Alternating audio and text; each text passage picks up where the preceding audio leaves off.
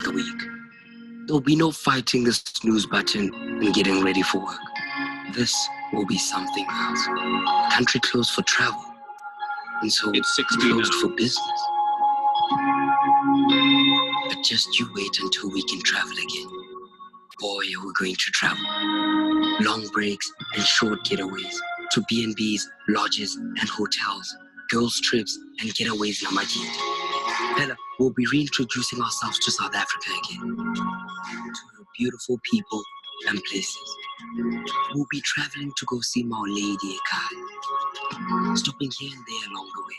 We'll be exploring like never before because we know what it's like not to be able to. There's no way we won't go. Imagine what's happening visiting a farm called Helixpan, or Rian deep in a Kankasi, or Chesanyama Koso. We'll do it all. We'll invest in our country right from our own pockets, making bookings here and reservations there, and getting people back to work again. But for now, stay home, stay safe, knowing that that it'll be South Africa again soon.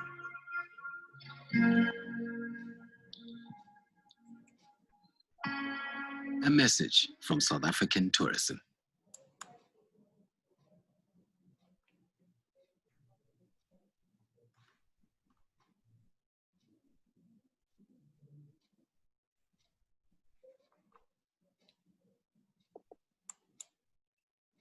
Good afternoon, everyone. Thank you again for joining us this afternoon.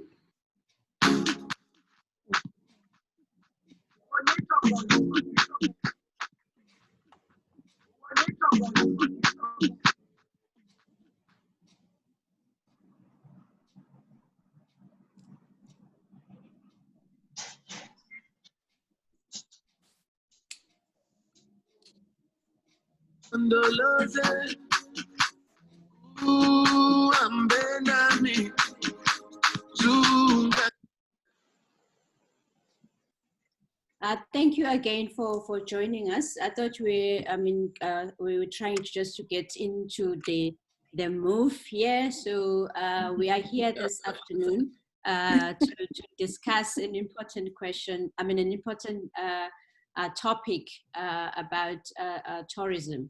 The worldwide outbreak of COVID-19 has brought the world to a standstill, and tourism has been the worst affected of all our major economic sectors. As you all know, tourism is a major driver for employment and growth in South Africa. However, COVID-19 has changed all of that just overnight. Thank you for joining us this afternoon to discuss the impact of COVID-19 on the tourism industry, the recovery and strategies going forward. I would also like to extend a warm welcome to our panelists who will be introduced shortly by our facilitator. First thing first, let me introduce our facilitator this afternoon, Professor Joram Ndlovu. Professor Ndlovu is an associate professor in the Cultural and Heritage Tourism Program at the University of KwaZulu-Natal. His research interests on sustainable tourism, destination marketing, and tourism education. He teaches tourism and economic development, tourism marketing, and sustainable tourism development at UKZN. He has supervised and graduated a number of masters and PhD students. He has taught in different universities and acquired diversified academic experience within Southern Africa. He has published extensively in the area of tourism and authored several book chapters, conference presentations, and academic papers. Ladies and gentlemen, again, I would like to then give the floor to Professor Ndlovu to introduce our panelists, and then we can start the discussion. Thank you so much. Thank you, Nama. Thank you so much. Good afternoon, viewers. Today we're going to discuss have a discussion on an important topic on the impact of COVID-19 on the tourism industry and its recovery and the strategy forward. Maybe before I introduce the speakers, I would like to give you a global overview of the impact of COVID-19 and the objectives of this webinar. Firstly, I think we all know, like what Noma has already said, the COVID-19 pandemic has caused an unprecedented global health, social, and economic crisis. As a result, you know that airplanes have been grounded, hotels are closed, and traveling across borders has been restricted in all countries across the world. Tourism and travel is the most affected. Based on the WTO predictions in the first quarter of 2020, is that tourist arrivals decreased by 57% in March. This translates to a loss of about 67 million international arrivals and about 80 billion in US dollars. Currently, it is uncertain what will happen, and prospects for the year are quite gloomy. Depending on the form of containment of the virus, shutdown of borders, and the duration of travel restrictions, decline in international arrival scenario will be around 60 to 80%. The scenario presents a risk of a direct loss of tourism jobs of around 100 to 120 million across the world. The coronavirus presents the worst results in the historic series of international travel since the 1950s. The pandemic is likely to put on an end the sustained growth since 2009 financial crisis. The UNWTO panel of experts probably predict that the recovery will start around 2021. But if you look at it, domestic tourism demand is likely to recover faster than the international demand. Therefore, due to unknown duration of the pandemic, unknown date for lifting travel restrictions, and the magnitude of the global economic recession, considerable challenges lie ahead. So countries around the world are implementing a number of measures to mitigate the impact of COVID-19 crisis and revive the industry.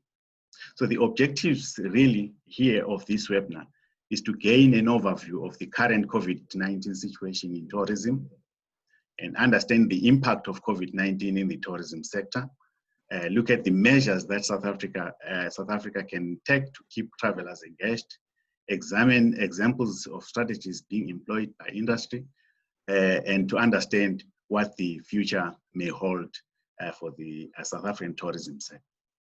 To discuss this topic, I have a panel of experts from different sectors of the tourism industry. I have Mr. John Arito. Mr. Arito is currently the chairman of the Durban Chamber of Commerce Tourism Forum and general manager of the Beverly Hills Hotel. He has been with the Tsugosan Hotel Group for the past 24 years, having opened and operated hotels in different countries. John has worked with brands such as the Intercontinental Hotels, Crown Plaza, and the Holiday Inn brands in various parts of the world. He won the Best Environmental Hotelier for Southern Sun Hotel in Dubai in 2012 and has been involved in guest lectures at various hospitality colleges, both in the United Arab Emirates and South Africa. John has a great love for people and development and has been involved in the recruitment of staff for many hotels that the group has opened over the years in various countries and cities. He's also the current deputy chairman for FEDASA, which is the Federated Hospitality Association of Southern Africa, the KZN region. He's a member of the KZN Shane Rotise, as well as the board member of the Umhlanga Urban Improvement Program. Welcome, Mr. Arito. I also have Mr. Mel Bongani Ndombela. Mr. Ndombela is the deputy chairperson of the Durban Chamber of Commerce Industry Tourism Forum. He's also the chairperson of the Inc. Tourism, which is community tourism organization since 2017. Mr. Ntombela is the owner and director of the Isimanje Travel, a subsidiary of Isimanje Marketing Group Private Limited since 2013. His business journey started when he registered his first company in 2005. He has provided marketing and management services in a number of different areas such as the media, fashion, entertainment, and construction. Welcome, Mr. Ntombela. I have Dinesh Naidu. Mr. Naidu is regarded as one of the South Africa's leading travel entrepreneurs. He studied software engineering at Sultan, now known as Durban University of Technology, but he didn't feel the passion. He is a co-founder and director of Serendipity Tours since October 1996. He has grown the brand and expanded its footprints. He has served on several important tourism boards, and he is the current president of ASATA, which is the Association of Travel Agents South Africa. Welcome, Mr. Naidu. Thank you. I have Ms. Ronelle Pillay. Ms. Pillay is the revenue and sales manager at Tsuko-san Hotels in the KZN region. She has built her career through learning and respecting the transactional roles of the hospitality sector, from reception, reservations, front office, and conferencing. Throughout her career, she has maintained stakeholder alignment and collaboration, which is fundamental in the hospitality sector. Among her achievements, Ms. Pillay was a regional finalist in 2012 for the Business Women's Association of South Africa. In 2018, she received her American Hotel and Lodging Association and International Certification for Hospitality Revenue Management. She was nominated into Business Leadership, where she pursued an executive development program for women in tourism from 2018 to 2019. In September 2019, she qualified as a certified professional business life coach through the Neuro Leadership Institute, Corporate Solutions, South Africa. She's passionate about women, upliftment. She believes in continuous learning and growth. Her main focus is to contribute to tourism industry in general and add value to her organization in particular. Welcome, Ms. Pillay. Okay, we have about 300 attendees who have registered and approved for this webinar. We have a set of questions that have been emailed to us and by our viewers. But if viewers have specific questions that they want to ask, they can post them on the Q&A window, and panelists will reply to them via text. But to kickstart this whole discussion, I would like to know what the current situation is in the tourism sector. Maybe I'll start with you, Mr. Arito. Okay, let me go to Mr. Ntombela. I think Mr. Arito has got a problem with it. Okay, I'm there. Mr. Ntombela, can you briefly tell us what the current situation is in the tourism sector? I think we have lost him. I don't see him. Maybe just go to okay, Mr. Naidu. Well, when lockdown started in March, started a survey among the travel industry to see how long we could last during the lockdown. And the initial survey showed that if we reopened in July, by July, if we didn't open, we would lose 50% of the travel industry. And if we don't open by September, we probably lose 75% of the travel industry. UIF Tours has paid for 3 months, which was April, May, and June. And as of July, most of the industry players are searching out what to do for the next couple of months. Most of the big consortiums in the travel industry have closed the brick and mortar stores down because most of them were in malls and they can't afford those rentals. So at the moment, international borders can only possibly open next year, predicting probably February, March next year. So as a result of that, we're going to see huge job losses from now to then. Yeah. Ms. Pillay?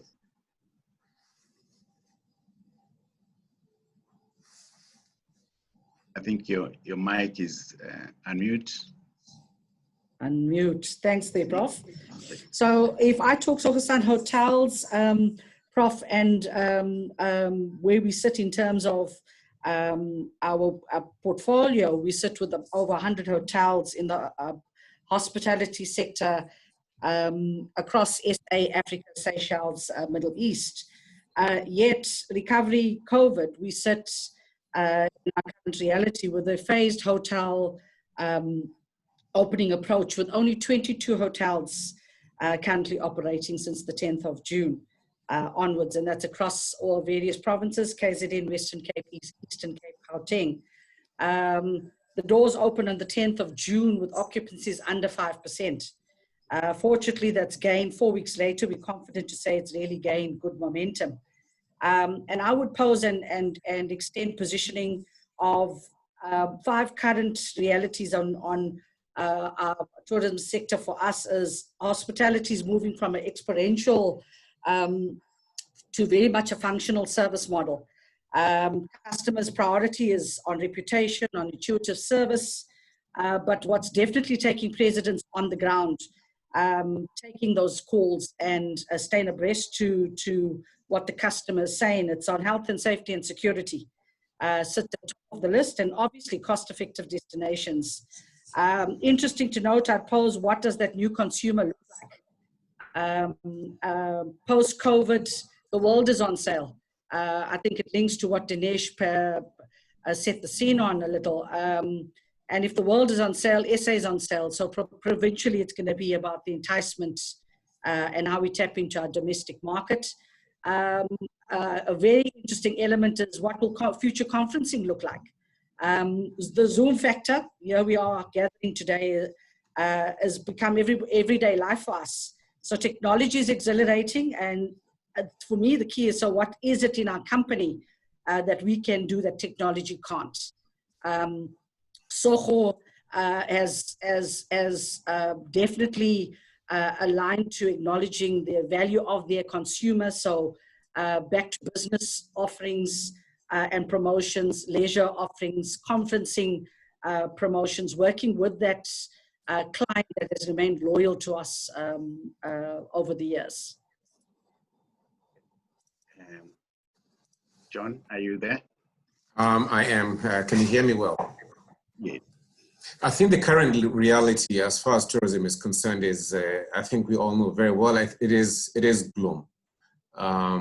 You know, as chairman of the tourism forum for the Durban Chamber, I'm quite on the ground to, you know, with business owners, small and big. Unfortunately, at the moment, the smaller operators are shutting down because they cannot really afford to stay in any form of employment or any form of business. So restaurants in South Africa currently are basically shutting down by the day. And there are examples.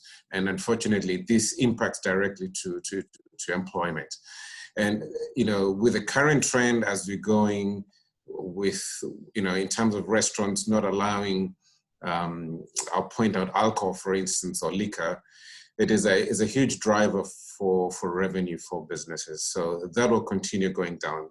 Township tourism will continue going down. When you think of someone like Soweto, Vilikazi Street, it is completely dead. Now, when you look at countries that have reopened, like the United Kingdom, the Netherlands, parts of the US, they have reopened with protocol, and business is actually starting to pick up. When you look at even around about June, the Marriotts in China already started opening their hotels actually in May and started rebounding quite effectively. So as in South Africa, unfortunately, we are really at a back foot. And this is a time where South African tourism was really in the need of an upward trend.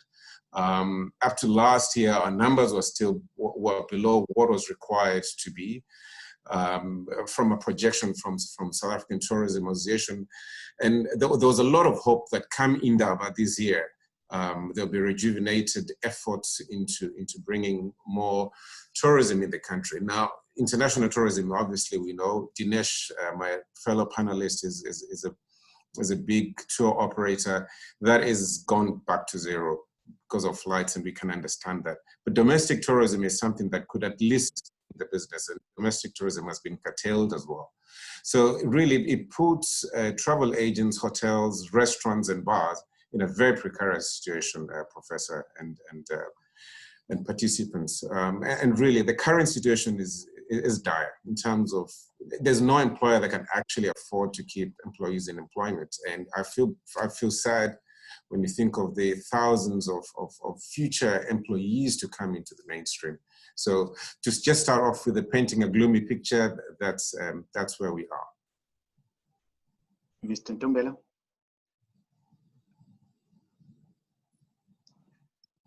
Maybe unmute your mic.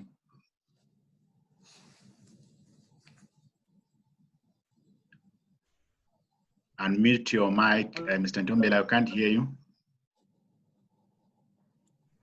I think he's having problems. Oh, he's having, okay. I think maybe we will proceed. I just want to find out from you panelists regarding the issue of incentives when it comes to job retention, sustaining the self-employed and protecting the most vulnerable groups. What is your comment that you think maybe possibly government should be able to come in and assist, in such an area? Professor, maybe if I could go. Yes. Look, I think we have to commend the government, for the TERS, the TERS URF that they put out. That has really helped people on the ground, and employers and employees at the same time. So really commend the government. It has been it's a tough job to be able to distribute funds to employers and employees around the nation, and it's been done to quite a big extent. But unfortunately, this only lasted 3 months. That's the month of May. No, actually, March, April, and May. Actually, yeah, and June was the last month. So as of July going forth, the key thing is the government should be able to continue with the TERS, but unfortunately we've not had anything regarding that, and that's a push that we really want the government to consider because of the amount of unemployed people and laid off people that are sitting at home with no income whatsoever.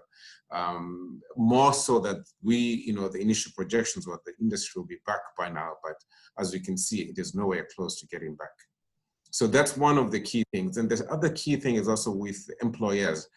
How do you keep them running? The city of Durban, for instance, has helped B&Bs in terms of rates, but there needs to be a lot more incentives that needs to be considered to keep businesses afloat and the doors still open and hopeful for future business.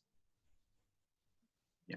Just to add what Jordan said, beside the city, I think banks as well. Banks were given an opportunity to give and help businesses, but instead of helping us, they're giving us loans that we have to repay back. So it's just putting us into more debt, and it's not going to help us in any way. I mean, the 3-month relief they've given us ends now, so that this month is a very critical month for many businesses to make a decision whether they can continue or not. And the sad reality, I mean, I came up a board meeting this morning. I mean, if you look at 2018 figures, South Africa did about 273 billion. That means we're losing 23 billion a month. Every month we close our doors. That's the reality right now. Your comment, Ronel? Prof, very much aligned to John's positioning on what we've applied, looking at hospitality sector. I think just to maybe add and emphasize the point, I think it's everybody due a layoff and expectation of 3 months. And I think it's the ability now to adjust. How do we stay agile to the extension of what we're going through. That's the difficulty. Yeah, thank you. Professor, if I could just add, you know, the unfortunate thing is that when you look at especially the hotel industry, even in a bit the restaurant industry, I could comfortably say more than a half of, actually almost 3/4 of the employed population is female. That means these are you know, the leaders of families, and they're going with little or no pay, and that really affects the entire socioeconomic from a socioeconomic impact of the family and livelihoods. Yeah, yeah. Mr. Ntombela, are you able to join us now?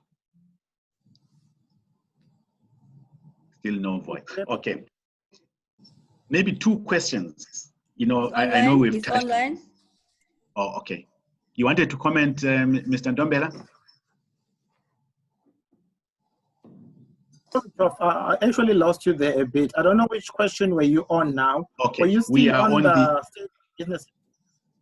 On the issue of job retention and protecting the vulnerable groups.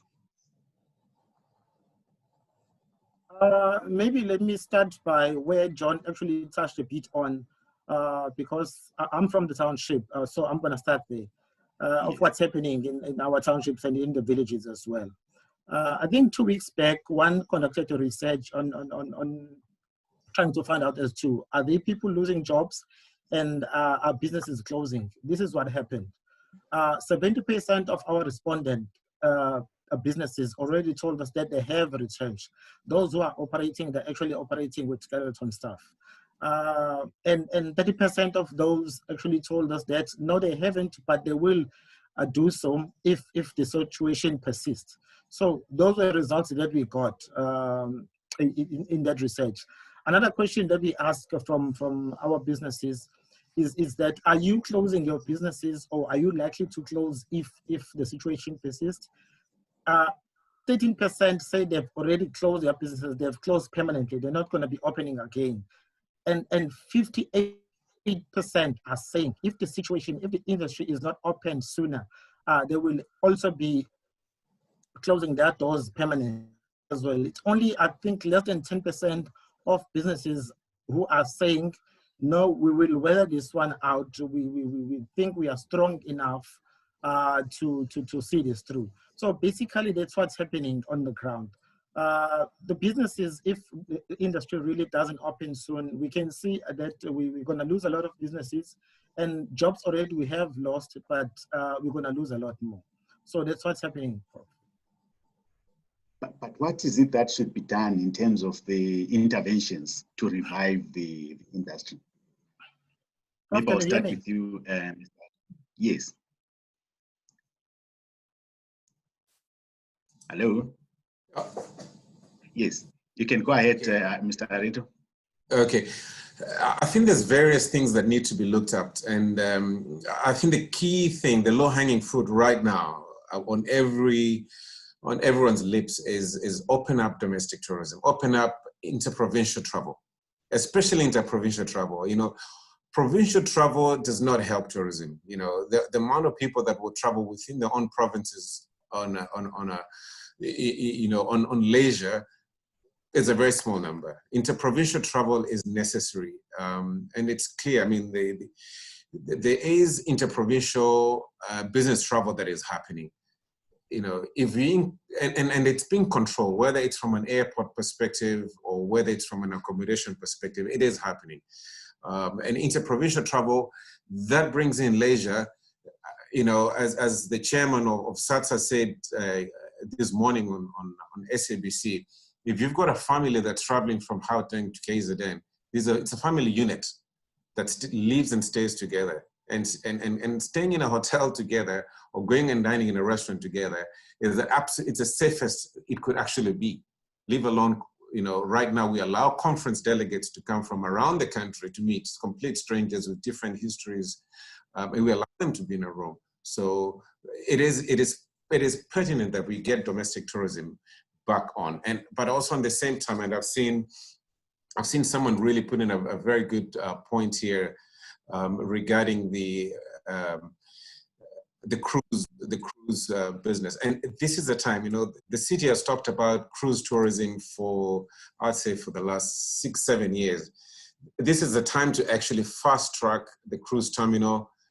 We've seen the drawings, you know, MSCs, they're all sitting out there and they're suffering. You know, this is a time to get that going. The space is there with Transnet at the port. Get that going so that when the borders open, Durban can come out with a massive flash, say, we have the latest and the best cruise terminal in Africa.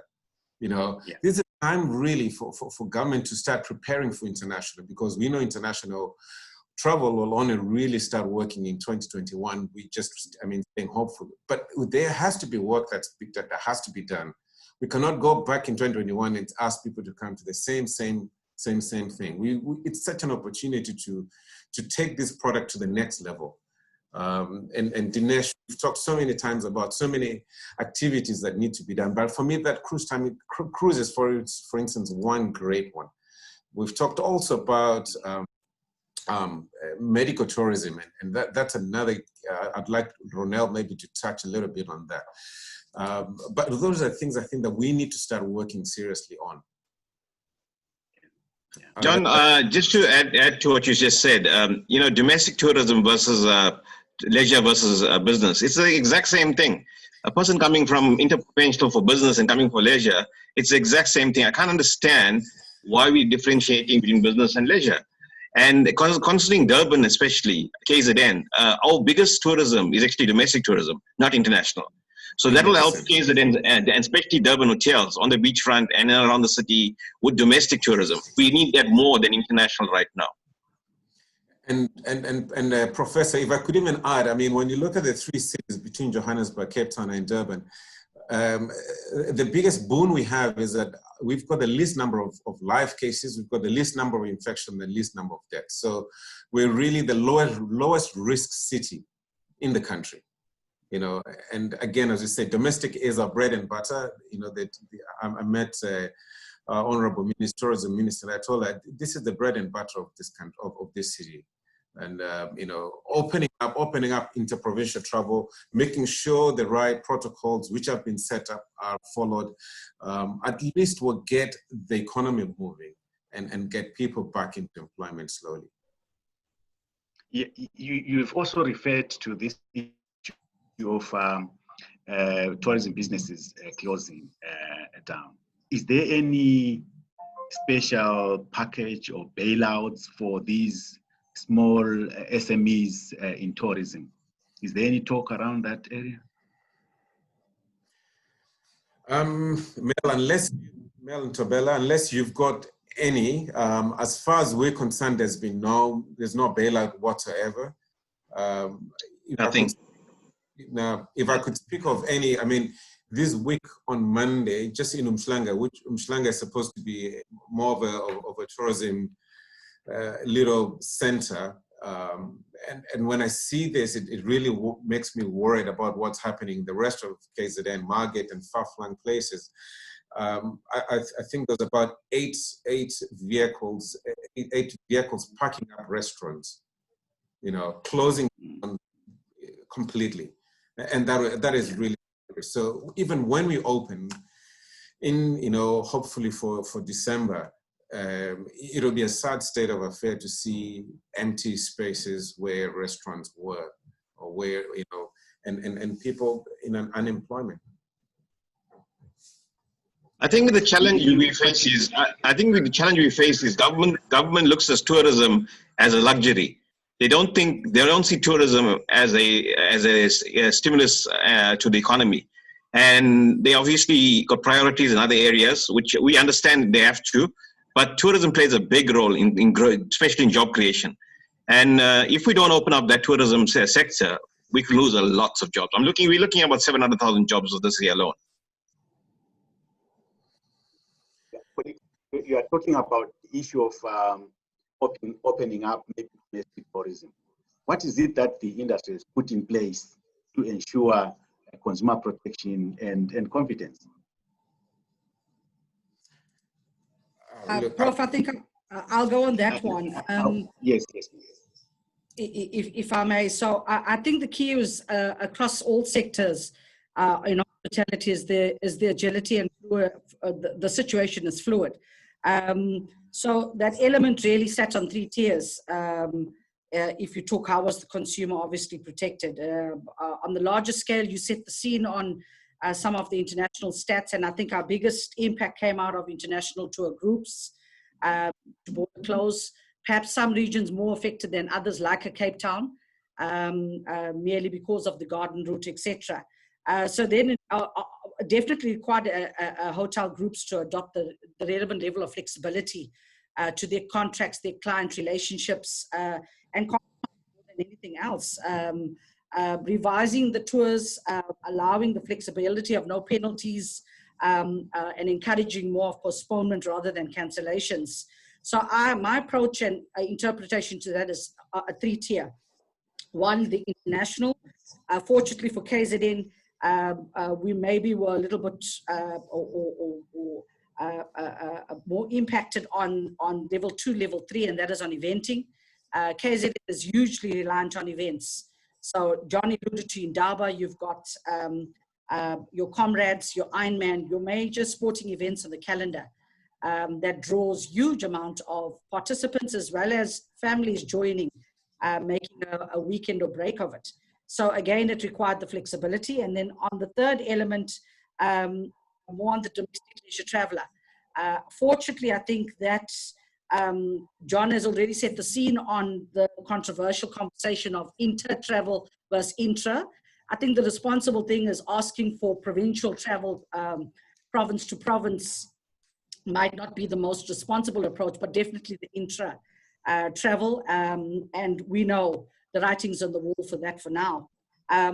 Fortunately, the impact to that leisure travel, because they book short lead time, is again adopting the flexibility and giving them that flexibility for future dates, either pre-season, what I define or call our pre-season on our calendar, or leading into December, Jan, which then becomes our annual season on our South African calendar. Yeah. Colleagues, I think this COVID-19 is actually presenting a new norm. What is the industry doing when it comes to the issue of digital skills, training and retraining their staff? Maybe I could answer that because I have an operating hotel under these new conditions. Yeah. So yes, I think we can talk about that. We can talk about the new norm, but I'm one of probably a few optimists that think that we will still go back to the old normal. You know, I think the pandemic will come and go, but I think that is that is long term. Mid-term, I think the new normal is training is key. You know, but the beauty about our industry is one thing, is that hygiene has always been number one.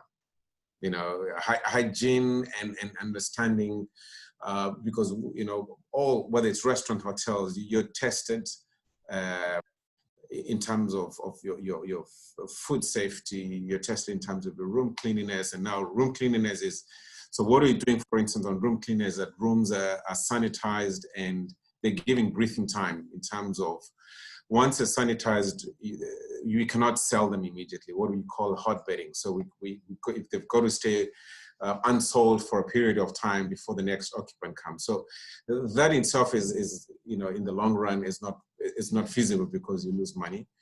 But in the short run, it works because it stops infection or any chances of anything being infected or infections coming through. But I think our industry is going to be easier to adopt. I think there'll be a lot of conferences, a lot of virtual conferences, but with virtual conferences, they'll still need a space because, you know, a lot of companies are looking for a space which will be a hotel, and say they'll meet, say in a Durban hotel to conference with, instead of flying up to Joburg. So in a way, it's not great because we would have lost the trade coming down. But listening and going through our reservations, and Ronel will tell you the amount of people that are, you know, there's two schools of thought. There's a school of thought that is very bent on we need to stay completely safe and away from any risks. And there's another huge school of thought that actually wants to get business going.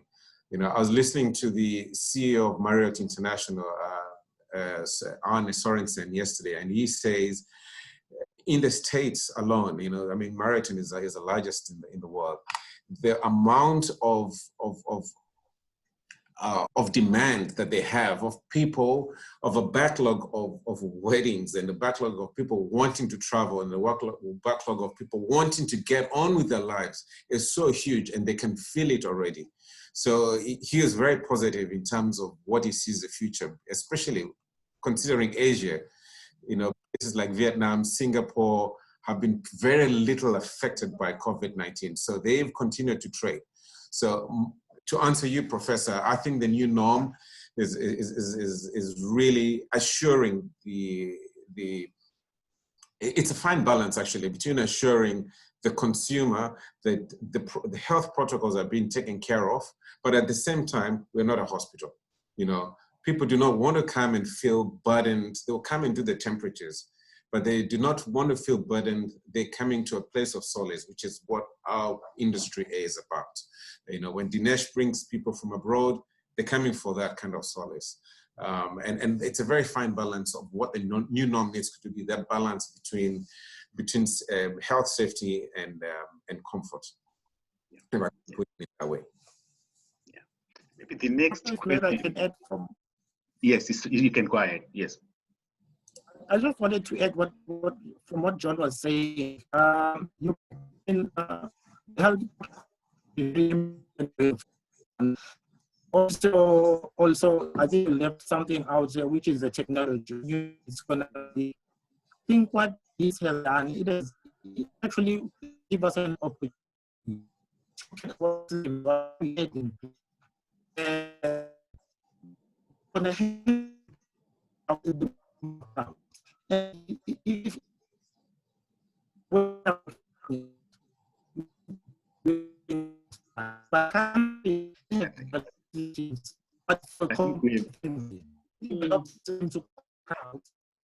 I think we're losing you, Mr. Ntombela.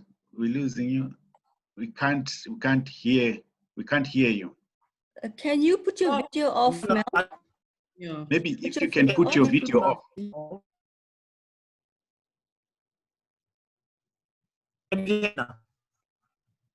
Yes. Go ahead. Okay, I'll move on to the next question. Maybe the issue of cutting costs to ensure that the industry continues to survive. How are you managing that? Let me take that question. You know, cutting cost. We cut our cost, overhead cost down to the bone.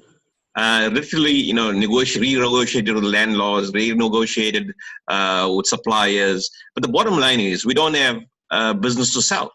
So without having airlines flying in, without having hotels open, without having travel open, what do we sell? So we got monthly overhead expenses with no income. Simple business will tell you that it cannot survive. So we have to look at a way of re-engineering. I mean, we use the time to retrain our staff. We use all the Zoom meetings to reskill people. So everybody's upskilled. But the problem is we can only produce that skill when the market opens up. And the reality is we're looking at about another 6 to 8 months. You want to add something, Ronel? Prof, and I smirked as Dinesh made that comment. I think it is definitely linked to revenue and demand coming in. It can't survive and stand alone. And I think it alluded to me setting the scene on my earlier points when we started session, that we open hotels with occupancies below 5%. So obviously, operationally, I use the key word. We're in a space of functional service. You know, I use the experiential because nowhere in the world will you go and experience a buffet breakfast like you do according to South African standard. So that will talk food costs, that will talk delivery. A European international standard of a breakfast delivery versus South African standard is completely different. And I think it's forced operators, if I talk hoteliers, it's forced us to go back to the drawing board and back to basics, because the functional element is taking precedence at this point in time. And I think as it gains momentum, so too, it links to, and I'm watching the questions coming through of, so what's the way forward after this down period? Or how are we getting the managers? Do they have the ability to cope? It's having that, again, I use the word, the agility to allow our teams to adapt, whether it be on operational training or whether it be on reacting to how they sell their business, conferencing technology. It's going to be the way forward. Hybrid conferencing, virtual conferencing is the new normal. So are we getting our business to accommodate that, but at the same time doing it cleverly, watching our costs? It's just going to be a constant balancing act, and I think it's here to stay. But how prepared is the industry when it comes to the issue of adhering to the health protocols, issue of social distancing, washing hands, and safety, security, and security of employees and guests? How ready is the industry? Well, from the airport side of it, they're very ready. The airline industry is ready. I mean, all protocols are in place, both internationally, globally. If you take a look at the airports like in Dubai and stuff like that, all the protocols are in place. It's just a matter of borders opening up, which is required for the industry to start. And I'm sure the same goes with the hotel sector. I'm sure John or Ronel can take that.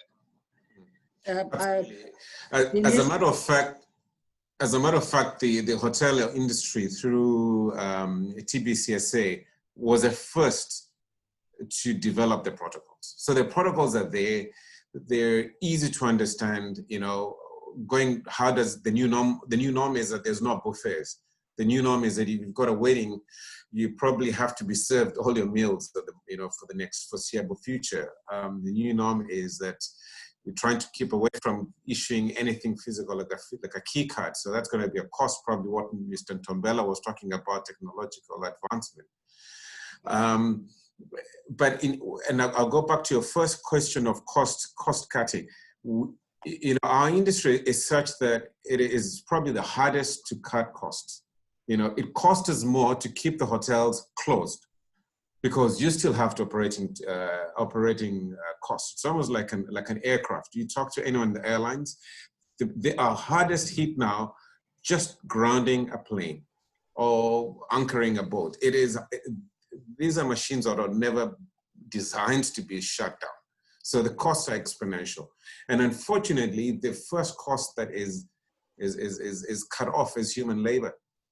So unless employment will keep going down, however many hotels open, we will not get to the levels which we were in. I think, Ronel, correct me if I'm wrong, but I think Durban had something like a 67% occupancy. But we were able to get to that within the next 2 years.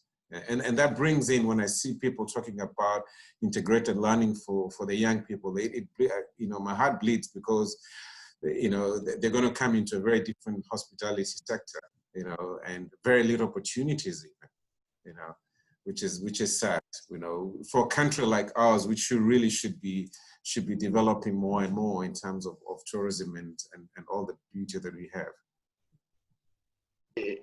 Maybe between you, Mr. Naidu and Mr. Arito, what efforts have been put in place in terms of lobbying government, conscientizing them in terms of the readiness of the industry to be able to accommodate people? Well, I think we all work through the TBCSA because that's our lobbying arm to government. And I mean, both the SATA, FIDASA, SARA, all the organizations belongs to the TBCSA. So we've been lobbying with the minister on a weekly basis, basically giving them the updates and telling them exactly where we stand and the amount of jobs that are potentially going to be lost. But unfortunately, we're finding ourselves hitting a brick wall right now, if I would say. I was in a meeting this morning where we got another meeting next week to kind of convince them some sort of reasoning at least opening up tours, at least to at least give the industry another 3 months, so that we can make sure that more people stay employed and stay focused on this industry and not leave the industry. Because the other thing is, to have a brain drain in the industry could also be a negative impact when we open up again. So that's what our plea to government is right now. Yeah, and Professor, maybe just adding into that, yeah, really, as far as government is concerned, there's, apart from TBCSA and FEDHASA as national organizations, those are our two biggest forums of conversation to government. And I think we've got good leadership there.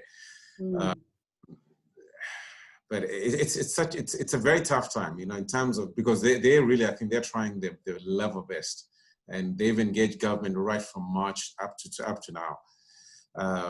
But I think someone does not realize the amount of even goodwill that the country is losing, because tourism is, from an international perspective, tourism is South Africa's biggest calling card. You know, people know us based on the Kruger, know us because based on all the landmarks that we have. It's the biggest calling card, and you know, there has to be bigger pressure, you know, for people for government to realize that, you know, it loses face by not reopening tourism in one way, form, or manner. Yeah. And maybe there is a question that was sent by Professor Oken. He says, do the medical staff of hospitals in KZN obtain assistance to enable them to be offered temporary affordable accommodation in hotels via Ubuntu beds or similar organizations? What's your comment on that? So, Prof, I can comment on that. Yes. I saw that as one of the questions, which was valid. Our communication to date has really been directly with Department of Health. If I talk Sokosan hotels, for that matter, I think the site that you make reference to is a standalone. Our engagements and hosts has been strictly directly with the respective department. Yeah. I also have another comment from Nomfundo Kabela. She's the executive director, Med Africa. She says, given the volatile nature of mainstream tourism, how are niche tourism sectors being positioned to eliminate the volatility and seasonality of the entire industry, such as the medical tourism? Maybe you've alluded to that. Maybe you can add. Sure, I'll comment on that slightly, but I think it goes beyond just medical. You know, if you talk medical tourism, there's strongly affiliation attached to the international component. So unfortunately, it's not a standalone, because if I look at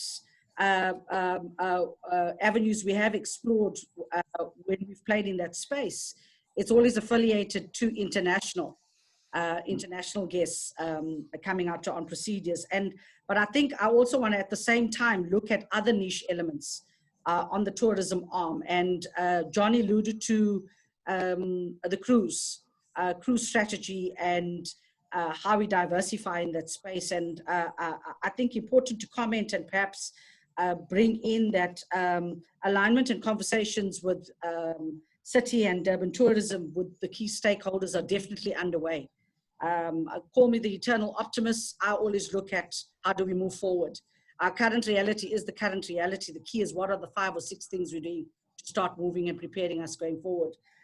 So I'm quite excited and quite proud about the work that's happening with TKZN and Durban Tourism, with Winile as Deputy Head for Durban Tourism, Philip Sitoli's involvement, aligning and working with hospitality in terms of what that recovery is. So elaborating on the one example being cruise strategy. They just like us sit in the uncertainty, but again, the opportunity as we proceed into level 2 and level 1 just opens up for our province, more so for the province because cruise strategy sits within KZN itself. I mean, their cruise per departure sits on 3,000 passengers.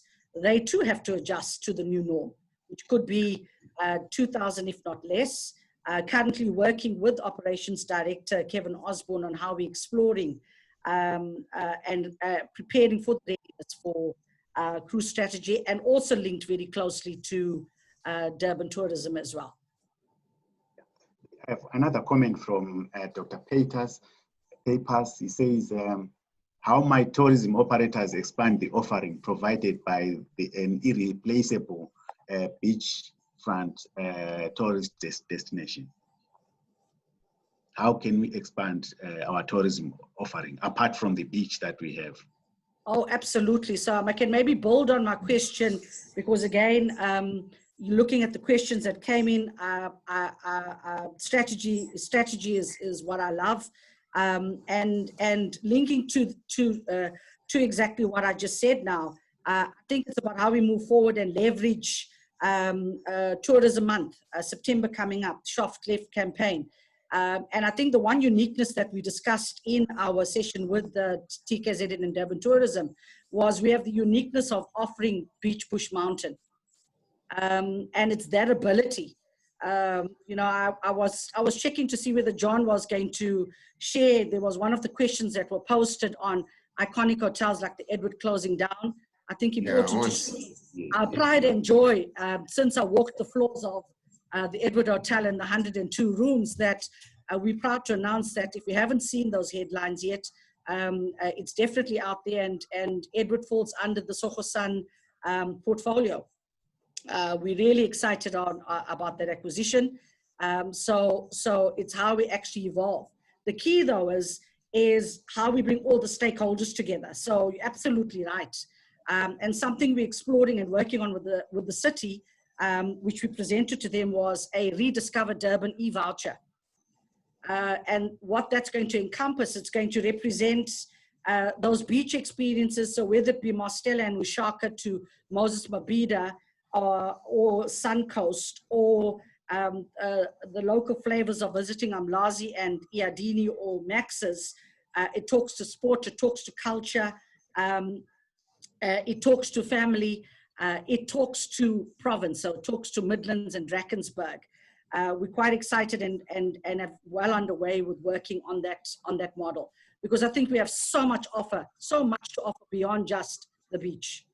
And it's how we leverage and innovate and start marketing that element with a little bit more color attached to it, yes. And maybe if I could add just to Ronel on the Edward, it was actually always a Soho Sun Hotel. And Soho it's an international hotel chain, but it's a South African hotel chain. So it is in very good hands when it reopens. Yeah. Okay. There was also another comment on branding and repositioning Durban as a green heart city. Idoloba elinenhliziyo eluhlaza, considering Durban is recognized as the green city in the world. Your comments on that? My comment, I want to take that question there. You know, I've been fighting for the last 4 years. John will bear me out, to KZN Tourism and Durban Tourism to unite and have one voice. If we go around the world marketing KZN, and nobody in the world knows where KZN is. We know where Durban is, because when they're watching soccer, rugby, and cricket, they'll sing Durban. So we need to be united and position ourselves with one voice and say Durban, and market Durban, bring people in, and then they can visit the rest of the province. If we agree on that there, I think we can get far more marketing done, and we can all put our resources together. Because sometimes when you go to Indaba and you see KZN Tourism has got one stand and Durban Tourism has got another stand, we're competing with each other. It doesn't send the right message to our international guests. I think we need to understand that we need to market one destination with one voice.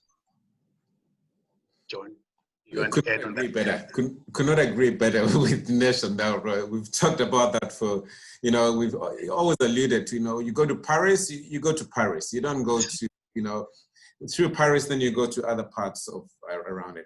But going back to the green aspect of we are extremely lucky to live where we are, and I don't think we've capitalized on that from a tourism perspective, as many countries have in the West, especially And we've, I mean, when you look at the Green Corridor, when you look at the mangrove protection, you look at the UNESCO sites, we have so much. There's so much.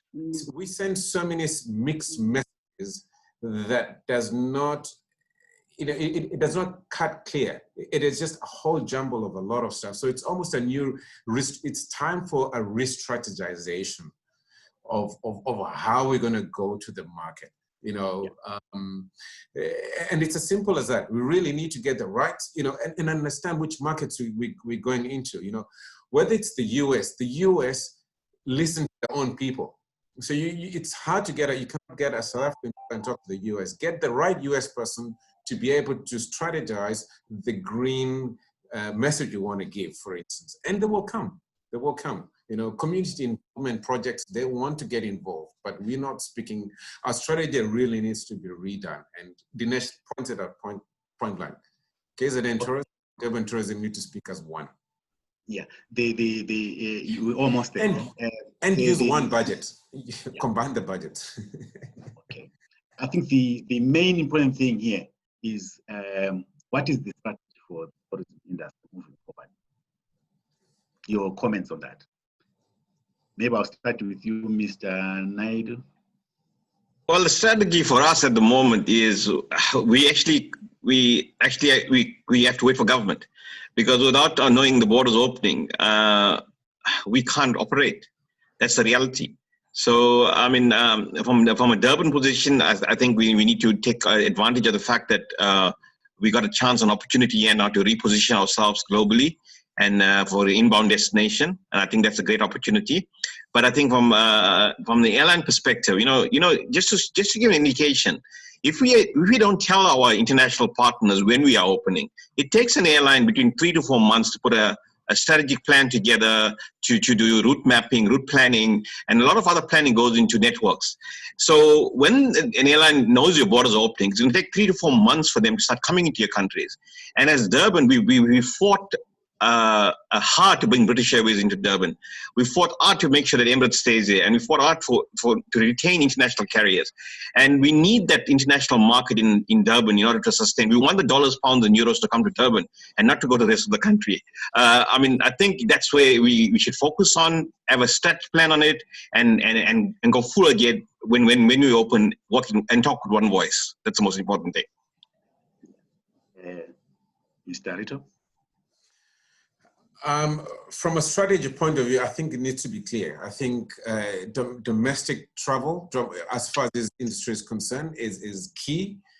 When you look at a country like United Arab Emirates, Dubai reopened in May, and the hotels are full locally. You know, I saw someone talking about, you know, discovering your own city. The hotels are full because they've encouraged it. They've taken the right precautions. They are extremely cautious to make sure the infection rate does not go up. I think that's critical. And then the second thing is, how do we recover? I mean, KZN, we might be lucky to be least affected. When you think of cities like Cape Town, which rely almost 70 to 80% on international travel, you know, I really do not know what is going to happen from a joblessness there. So the strategy really has to be, you know, going back and talking to the tour operators, to the lodge owners, and understanding how do we reopen. I mean, Tanzania has already reopened. Tanzania has accepted their first international clients. Qatar Airways is flying in as of Monday, and you know, if you watch CNN, they were talking about, you know, the guests talking about, the passengers are saying the country is prepared. We want to travel and we're here. But it's all about precautions. It's a very fine balance between the two. But I think strategy, I think it's quite a wide topic that we can discuss for quite a while. But I think opening up opening up of alcohol is important. You know, I don't want to seem like a doomsayer, but alcohol is critical for our business. Unfortunately or fortunately. Now, your comment? And comments from my end, Prof, is I think it fundamentally comes down to know your markets and know your potential markets. If I said to give you paint a quick picture for you, taking and maybe building on what John has said, looking at your Cape Town reliance on CTICC, on their convention center, and the International Tour Series contribution is mind-blowing in terms of the rand value. That's obviously been wiped out. And then you take a province that doesn't have the international group or travel component, no international conferencing. Their provincial government travel is really seasonal around Parliament opening. Their eventing is seasonal, and their leisure is also seasonal, perhaps twice a year, with no airline travel. And that paints a dismal picture. Then I take a scenario of a KZN with a healthier balance between international and local conferencing headed up by Lindiwe and Santo for Convention Bureau. You take the power of domestic leisure for Durban and surrounding. All we just need is that green light. And then you take the strong support out of provincial government support that we receive. Eventing's interim, and so is aircrew. Know your segment, know your existing business. More important, know your potential markets. And once we've done so, I think the key is, and all of the gents have alluded to it, it's collaboration with the various stakeholders. It's got to be alignment and one voice and one action plan. And I think we also need to be realistic. Focus on the short and the medium term wins. Don't worry about what's going to happen in 24 months' time. Design and focus on what our plan of action and rollout needs to be 6, 9, 12, 18 months. And so too, John, I hope to call you out on that one. So too will the normal return, the old normal return. And I think it's dependent on how we leverage the now and leverage those wins. Yeah, I think, colleagues, what's coming up from this discussion, if I can just sum it up, I think one thing that is coming out is that we need to diversify our markets, products and services to avoid depending on one single activity or market. I think the other thing is also probably to develop mechanisms to ensure that domestic tourism is more competitive by enhancing connectivity and travel facilitation. I think the other thing is to ensure inclusion of tourism and transport in national emergency mechanisms and systems. Because now, as it is, there's no plan in government when it comes to an emergency like this in terms of bailing out some of these SMEs. I think the other thing that is coming out clearly is that we need to create tourism emergency plans that fully embrace the principles of crisis preparedness and management in the tourism sector. We also need to invest in human capital and talent development to ensure that domestic tourism recovers more quickly. Based on the infection rate and the control of the virus, I think there is need to start thinking broadly about the lifting of travel restrictions and working with businesses to access liquidity support. The industry will have to apply new health protocols for safe travel and help to diversify their markets in order to restore traveler confidence and stimulate demand through safe and clean practices.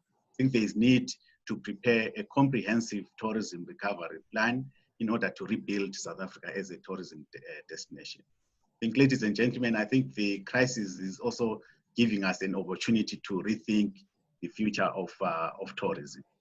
I don't know if there's any other concluding remarks from the panelists. Maybe Professor. Yes, John. First, I'd just like to really thank you and the UKZN for putting this together. It's critical that we talk and we communicate. But I'd like to quickly talk about strategy, because strategy has actually been done quite effectively by Tourism KZN. I think under Pindilesh, that organization has done a great job. Durban Tourism also has done, but I like the TKZN one because it's quite, and I think we can share that. We could send it to you to share it to people to understand, because that talks about the greater KZN. I saw questions about Margate and the rest of the areas because it's quite inclusive and it's important that it stays inclusive. Again, thank you very much for having us. Ronelle, any concluding? No, really just thank you to UKZN team and thank you for the opportunity. And really to all those that have connected, really good luck. And I think we're in this together. And it's tenacity that's going to pull us through. Mr. Naidu? I just want to say thank you for the opportunity as well to both you, UKZN, the panelists, and all the people that are tuned in at the point in time. My last comment would be positive, don't test positive. So much for your contributions. Thank you, Ms. Zondo, for putting this webinar together. And we also thank our viewers. Thank you so much. Goodbye. Yeah, thank you so much to the panelists and all our participants this afternoon. It's clear that we need to actually work together to reinvent ourselves and come up with innovative ideas to stay afloat. On behalf of UKZN, I would like to extend our gratitude to the panel for being with us this afternoon. Thank you, John. Thank you, Dinesh. Thank you, Ronelle and Mel. Thank you so much. You've actually, for the robust discussion this afternoon. It's been really an honor to host all of you this afternoon. And to our facilitator, thank you for doing such an amazing job, Prof.